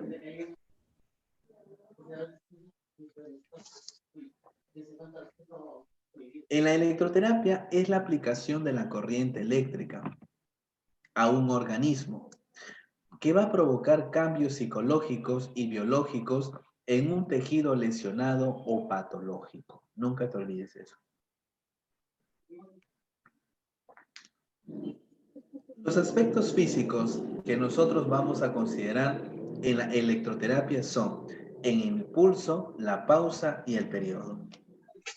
¿Qué es el impulso? El impulso, como ustedes deben saber, también llamado también pulso, es un estímulo eléctrico que va a provocar un efecto, ya sea analgésico o ya sea estimulante. Si ustedes ven aquí, el impulso es todo esto, es todo este cuadrito. Muy bien. La pausa es el silencio eléctrico, es cuando no hay corriente, la pausa. Y el periodo es la sumación del impulso más la pausa, a toda esa combinación se llama periodo. ¿Qué es la polaridad? La polaridad es el sentido de la corriente eléctrica, que esta puede ser positiva o puede ser negativa. Comúnmente, lo positivo se llama ánodo y lo negativo se llama cátodo. ¿Entendido? Cuando hablamos de la polaridad, es el sentido de la corriente eléctrica. Positivo es ánodo, negativo es cátodo. ¿Qué es la intensidad? Es la cantidad de electrones que van a pasar por un segundo, en un punto por un segundo. Ahora, ¿cómo se va a medir la cantidad de electrones que van a pasar por un punto en un segundo mediante voltios o miliamperios? El umbral del dolor es la sensación del dolor al paso de la corriente que va a experimentar el paciente de manera variable. Umbral de la sensibilidad es la sensación como de un cosquilleo, la cual debe ser tolerable. Pendiente es el ascenso y descenso de la corriente. ¿Qué es la meseta? Es el punto donde la corriente llegó a su máxima expresión y se mantiene hasta su descenso. La meseta vamos a llamar como el pico. Y la frecuencia es la cantidad de impulsos que se da en un segundo o que se da en un punto. Clasificación de las corrientes. Como nosotros sabemos, las corrientes pueden ser corrientes de baja frecuencia, mediana frecuencia y alta frecuencia. Si nosotros hablamos de las corrientes por su forma, vamos a ver una corriente lineal. La corriente lineal es aquella que, como su nombre dice, es aquella que siempre está en corriente. No hay pausa. Por lo tanto, esta es mantenida. Ahora, la corriente lineal es constante, es mantenida, no hay pausa, no hay silencio eléctrico. Por lo tanto, su característica en la corriente galvánica, que es lineal, es ser irritante. Por su estado variable tenemos, como se dice, es la corriente travel, es decir, tenemos un impulso y tenemos una pausa. Por su polaridad puede ser unidireccional, es decir, puede ser positivo o puede ser negativo, y bidireccional cuando es positivo y cuando es negativo. Por su frecuencia puede ser corriente de baja, mediana y alta frecuencia. Hay dos teorías que nosotros tenemos que considerar y muy bien. Cuando nosotros hablamos de un polo positivo y de un polo negativo. ¿Qué es cuando nosotros hablamos de un polo positivo y un polo negativo? Cuando hablamos de un polo positivo, es el ánodo y es de color negro. Positivo de color ánodo y de color negro. Se le conoce como el electrodo dispersivo y es aquel que cierra el circuito. Muy bien. ¿Por qué cierra el circuito? Porque tiene déficit de electrones. Y el polo negativo, o llamado cátodo, que es el rojo, es electroactivo. Es aquel que tiene mayor cantidad de electrones. En la actualidad, nosotros vemos que hay la manera de colocar, ya no hay mucha interpretaciones si yo voy a colocar, este es ánodo, este es cátodo, este acá cierra el circuito, este mantiene porque tiene mayor cantidad de electrones. No nos vamos a fijar por eso. Nos vamos a fijar dónde viene el dolor, colócase el electrodo. ¿Dónde termina el dolor? ¿A dónde se irradia el dolor? Recuérdate, nos fijamos en los dermatomas, nos fijamos en los miotomas. De acuerdo ahí, colocaremos los electrodos. Si tú ves, hasta que te dé un electrodo de color negro, un electrodo de color rojo, y hay algunos TENS que todos sus electrodos son de color blanco. Entonces, ¿cómo vas a colocarlo? Pues no lo vas a pintar. La cuestión es que ya es en forma indiferencial. Recuérdate, solo dónde inicia el dolor, dónde termina el dolor. Y tenemos a las corrientes de baja frecuencia. En este caso nosotros vamos a hablar que son corrientes que van a penetrar de 1 a 3 centímetros. Hay mayor resistencia en la piel, por eso que penetran poco. Y sin embargo tienen buenos efectos biológicos. Por ejemplo, si nosotros vamos a hablar de la corriente galvánica, es una corriente constante. ¿Ya? Es aquel que no tiene pausas. No tiene pausas, no tiene periodo, no tiene frecuencia. Es una corriente lineal. Actualmente, estas corrientes galvánicas se ha dejado de usar. ¿Por qué? Porque tiene efectos irritantes. Pero, sin embargo, la corriente galvánica es una de las corrientes más utilizadas para hacer la iontoforesis. Entonces, ustedes me pueden decir qué es la iontoforesis. Es la suministración de algún medicamento en gel que a través de los electrodos tú lo colocas en la zona donde hay dolor y mediante este proceso va a absorber el cuerpo directamente a la zona de la lesión. Todo ese proceso se llama iontoforesis. Pero considerando sobre el ánodo y el cátodo, vamos a referir también que hay algunos medicamentos que tienen un polo negativo y hay medicamentos que tienen un polo positivo. Todos aquellos que son analgésicos tienen un polo negativo, por lo cual se van a colocar en los iones negativos, como por ejemplo, ¿cuál? La silocaína.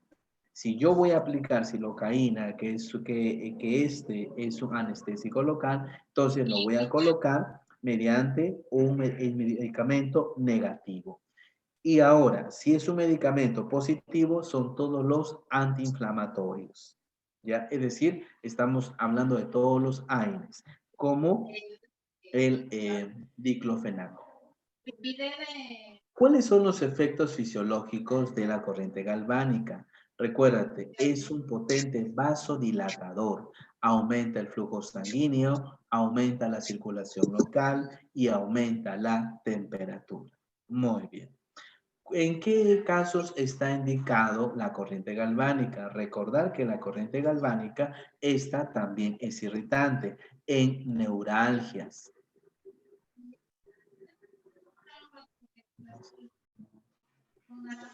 En neuralgias, ¿ya? Ahora, el síndrome del túnel carpiano, también el síndrome Recordar el síndrome del túnel carpiano, el síndrome de Guyon también, el post-herpes, la miositis osificantes, que ¿en qué consiste lo que es la miositis osificante? Son algunas calcificaciones que se van a dar o se van a presentar a nivel muscular. En esas partes de calcificaciones, ya, por ejemplo, se da cuando hay una fractura de codo, ya se da la miositis osificante. En esos casos yo puedo utilizar la corriente galvánica. ¿Ok?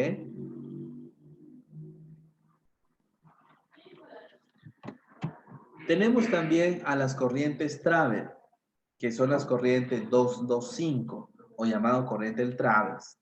Ya, estas corrientes Travel también son conocidas como corrientes como la impulsoterapia, ¿ya? O llamado la ultranet.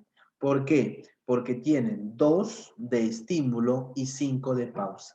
Nunca te olvides. Corriente Travel se llama por dos. 2 de estímulo, 2 de impulso y 5 de un silencio eléctrico. Muy bien. ¿Cuáles son los efectos fisiológicos? Vasodilatador, un analgésico, pero es un potente analgésico, ¿ya? Es sedativo porque va a orientarse especialmente en el sistema nervioso central y trabaja contra irritación, porque hay una zona endorfínica. ¿Cuándo lo voy a aplicar? La corriente Travel. Fibromialgias, trastornos circulatorios, ya, pero que no provocan inflamación, síndrome del dolor complejo regional o llamado también la distrofia simpática refleja o síndrome de hombro mal. Recordar que lo que las corrientes Travel muchas veces estas son aplicadas, pero hay efecto de acomodación. ¿Qué consiste el efecto de acomodación? Tú le colocas el corriente a una intensidad determinada, pero el paciente al principio siente. Y cuando después el paciente no tiene ninguna sensación, no, y cuando dice, creo que se bajó la corriente, no se ha bajado la corriente. Lo que pasa es que el cuerpo se acomodó a esa corriente. Tenemos también a las corrientes, las diadinámicas. Son corrientes o llamados también la de Bernard. Hay corrientes las monofásicas, las difásicas, las corrientes de largo periodo, la corriente de cortos periodos, la corriente de corto periodo sincopado y la corriente de ritmo sincopado.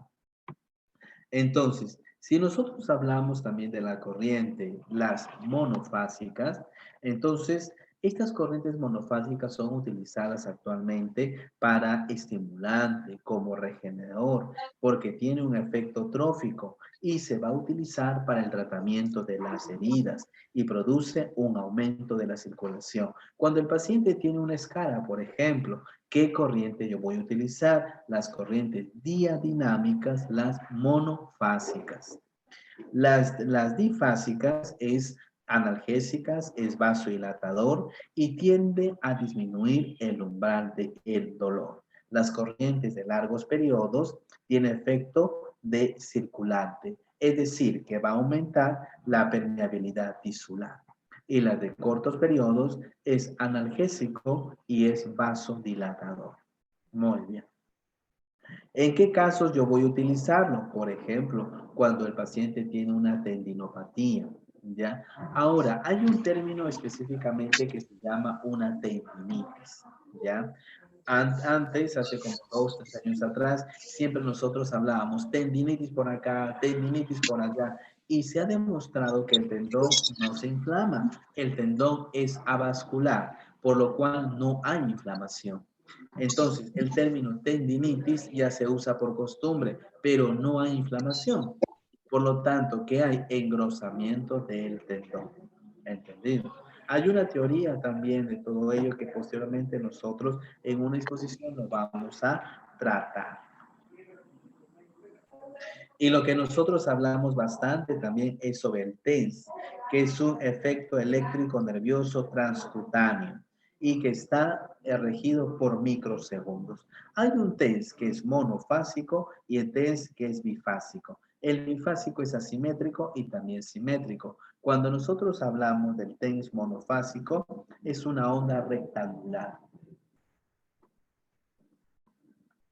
el cual es alternante.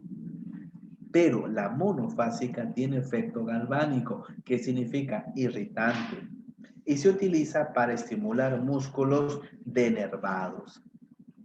Y hay otro tipo de TENS que es el TENS bifásico asimétrico y bifásico simétrico. Cuando nosotros hablamos del TENS bifásico asimétrico, es aquel, recuerda, no tiene efecto galvánico, ¿ya? Pero hay prevalencia del estímulo positivo con respecto al negativo. ¿Qué me permite? Estimular, fortalecer, y en el TENS bifásico asimétrico no existe el fenómeno de acomodación. En cambio, el TENS bifásico simétrico es aquel que no tiene efecto galvánico, como por ejemplo, ¿no? Que no hay prevalencia del estímulo positivo con respecto al negativo, como el TENS bifásico asimétrico. Pero, sin embargo, el TENS bifásico simétrico es aquel que sí tiene efecto de acomodación. Y también tenemos los alto voltaje, la microcorriente, exponenciales, etc. Y las corrientes de mediana frecuencia son aquellas corrientes que van a penetrar de 3 a 5 centímetros, donde la piel, donde todo el cuerpo va a proporcionar una menor resistencia de la piel. Y por lo tanto, ahí posiblemente se pueda perder el efecto fisiológico. No hay presencia de galvanismo, no hay presencia de irritación. Ahora, tenemos ahí a las corrientes interferenciales, que son conocidas como las nemectodímicas. Si son de 2 polos, son las premoduladas. Si son de 4 polos, son las tetrapolares. Y las corrientes rusas, que se llaman las corrientes de Cox. Las corrientes interferenciales también se van a utilizar para... las corrientes rusas y las corrientes interferenciales tanto son para disminución del dolor, pero las corrientes rusas también son para fortalecimiento. Tenemos ahí, por ejemplo, un ultrasonido, la magnetoterapia. Esta es muy importante. Actualmente se puede utilizar este efecto que es para las fracturas. Hay muchos tipos también de aquellas fracturas y nosotros vamos a definir el tipo de fractura es la falta de la continuidad de un segmento óseo. Entonces, en los casos de que haya una pseudoartrosis, es decir, que haya consolidado más el hueso, se le puede colocar dentro de este equipo de magnetoterapia, o aquellos pacientes que tienen retardo en la consolidación, también se le coloca en este equipo, magnetoterapia, aproximadamente de 25 a 30 minutos.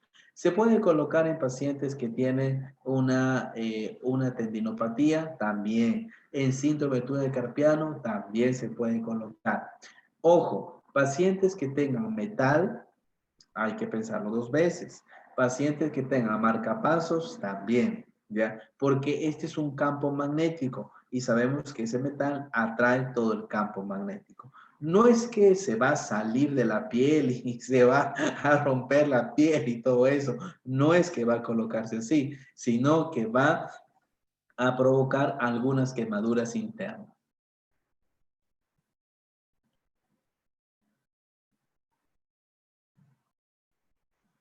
Muchas gracias. Si tuviesen alguna pregunta, por favor, me lo pueden hacer.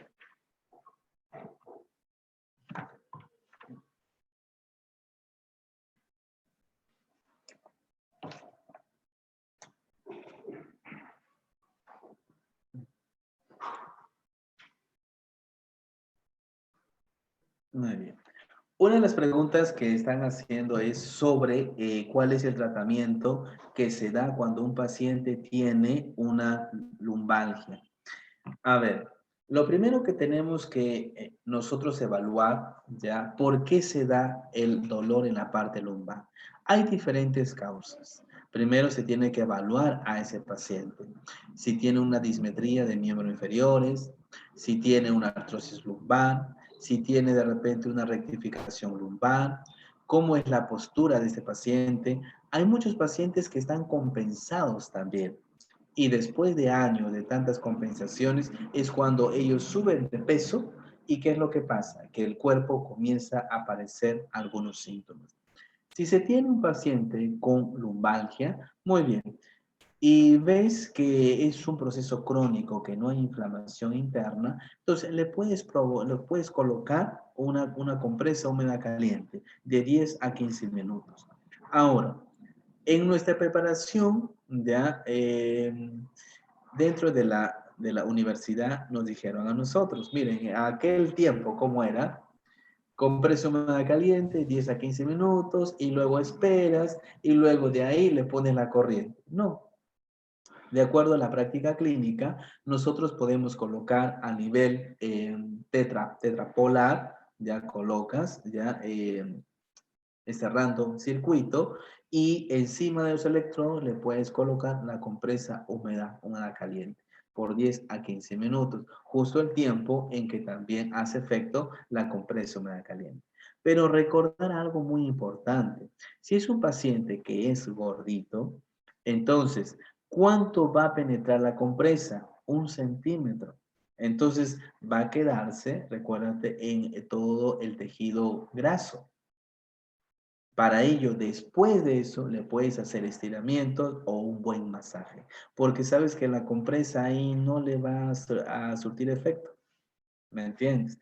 Ahora, si el paciente viene con bastante dolor, por ejemplo, viene con lo que es una tortícolis, con bastante dolor y el paciente ya desesperado que no puede girar la cabeza, hazle contraste.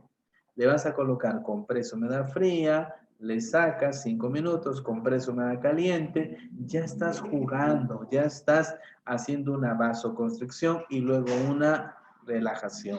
Le haces estiramientos, pero trabájale primero desde la zona interescapular y así subes constantemente hasta la zona del occipucio y haces los estiramientos respectivos.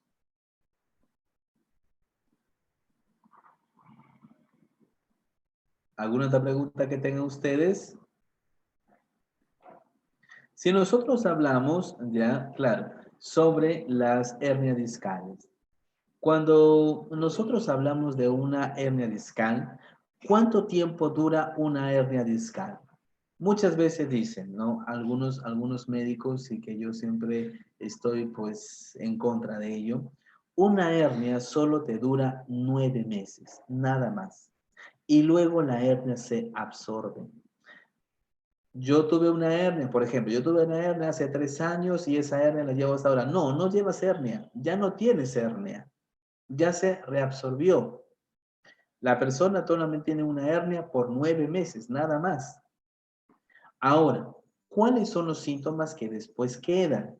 Esa hernia que ha salido y se ha absorbido, esa hernia después de 9 meses, ha provocado una inestabilidad vertebral. Al paciente le duele causado por la inestabilidad vertebral, por de repente la falta de pues fortalecimiento muscular, la inestabilidad postural que ha provocado también. ¿Entienden? Entonces, por lo tanto, lo que le provoca dolor al paciente es la inestabilidad vertebral que presenta este paciente. Ya no hay hernia, ya no hay nada. Después de 9 meses desapareció. Ahora, cuando el paciente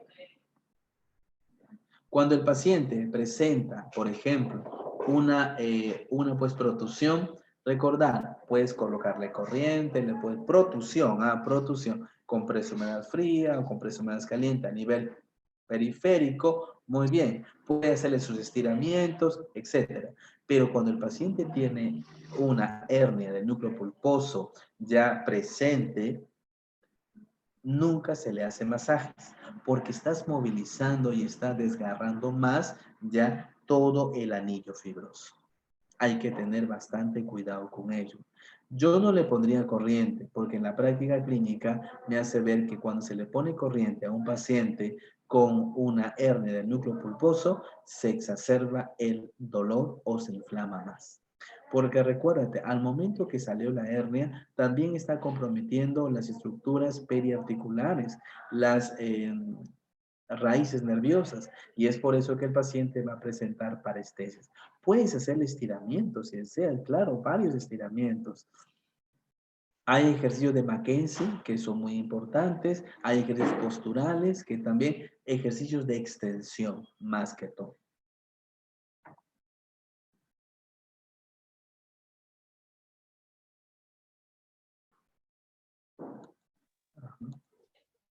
¿Ya? ¿Qué se hace con el tratamiento, por ejemplo, de un paciente que tiene una tendinopatía? Por ejemplo, tiene una alteración a nivel de el manguito rotador, especialmente lo que es el supraespinoso. Recuérdate que tenemos el acromio. El acromio, muchas tendinopatías se dan por la forma del acromio y muchas veces no sabemos. Dice, paciente con una tendinopatía a nivel del supraespinoso. Ah, no, que este señor ha comenzado de repente a mover bastante, de repente por el trabajo que tiene el señor, ha cargado, de repente la sobrecarga de actividad física. Falso, no es eso. Muchas veces puede ser por la forma del acromio. Según el doctor Neer, hace referencia que el acromio tiene tres formas. Puede ser plano, puede ser curvo o puede ser engancho. Entonces, recordar que nosotros debemos tener un acromio plano, pero si este acromio es curvo o es engancho, constantemente va a estar pinchando, apretando el tendón del supraespinoso y le va a ir engrosando, le va a ir desgastando y el paciente hasta puede provocar una ruptura del manguito de rotador. Entonces, por la forma del acromio. Por eso que es esencial, paciente con alguna tendinopatía, una placa, primero una placa, cómo está la cabeza del acromio, para ver qué forma tiene. ¿Por qué? Porque puedes hacer los ejercicios habidos y por haber hasta los mejores ejercicios y no te centras cómo está la forma del acromio, ahí perdiste. ¿Por qué? Porque simplemente puedes colocarle todos los agentes físicos habidos y por haber, disminuirá el dolor, pero no se va a ir. Y como ya disminuye el dolor, sigue haciendo sus actividades porque ya siente menos el dolor y el dolor va a aumentar. Porque la cuestión es el acromio. ¿Entendido? En ello hay que utilizar una terapia manual ya de tracción para liberar ya el tendón del supraespinoso. ¿Entendido hasta ahí? Espero que me estén entendiendo. Otra de las patologías que hay que considerar también es la escoliosis. Más que todo que es una patología, más que todo es una actitud postural que tiene el paciente. Nosotros tenemos que averiguar por qué el paciente tiene una conducta escoliótica. Una de las cuestiones, una de las posturas es la actitud que tiene el paciente. Otras es, por ejemplo, una anomalía a nivel de la planta de los pies, o que tenga una dismetría de miembros inferiores, o que tenga una alteración a nivel de la columna. Por ejemplo, yo tengo una paciente que tiene una hemivértebra, que significa que es una vértebra en cuña, y por lo tanto, ¿qué provoca? Una escoliosis patológica. Una escoliosis que es exagerada, tendrás en cuenta que va a afectar a nivel de las respiraciones. ¿Ya? Ahora, si el paciente tiene una escoliosis, automáticamente tiene una cifosis. Recordemos, si es una escoliosis, esta puede ser estructurada y no estructurada. Cuando vemos que es una escoliosis estructurada, es que hay una rotación de vértebras. Y la no estructurada simplemente es postural. ¿Las dos se pueden corregir? Sí, pero primero, considerar que el paciente debe tomar conciencia de la postura que puede tener. Ah, ya. Hay una pregunta que dice, ¿para qué paciente está indicados el método o baños de contraste? Es muy interesante tu pregunta, porque los baños de contraste, más que todo, me hace referencia es que es frío y también calor. En aquellos pacientes que tienen abundante dolor, yo diría en aquellos pacientes que están en una fase aguda, pero ya con el dolor muy, pero muy exacerbado. En esos casos podemos colocarle frío, podemos colocarle calor. ¿Por qué? ¿Qué estamos haciendo ahí? Estamos inhibiendo, estamos anestesiando las fibras nerviosas. ¿Y qué estamos ahí también en forma indirecta haciendo? La teoría de la puerta. ¿Me entiende? Estamos ahí nosotros inhibiendo completamente todas las fibras nerviosas para que el dolor disminuya. Por eso le pones frío, le pones calor, frío, calor, y el cuerpo se acomoda a esos cambios de la temperatura y el cuerpo más que todo se orienta a la temperatura y ya no tanto al dolor y por lo tanto provoca una vasoconstricción, voy a contraer más la musculatura y luego le pongo compresor caliente, esta al momento de contracción hace una relajación y suelta y el dolor disminuye. No digo que el dolor se vaya, no, porque los baños de contraste no son tantos para que el dolor se vaya, sino para una disminución del dolor. ¿Entendido está ahí? Para eso sirven los baños de contraste. Ah, ya. Ok, muy bien. Espero que alguna pregunta tengan ustedes más. ¿Alguna otra pregunta? Muy bien. Espero que les haya gustado el tema. Cualquier interrogante, cualquier pregunta, ustedes la pueden hacer en forma libre. ¿Entendido? Muy bien. Es hasta la próxima oportunidad. El próximo sábado también va a haber otra charla, otra ponencia y espero que contar con su asistencia de ustedes. Gracias por todo y hasta una próxima oportunidad.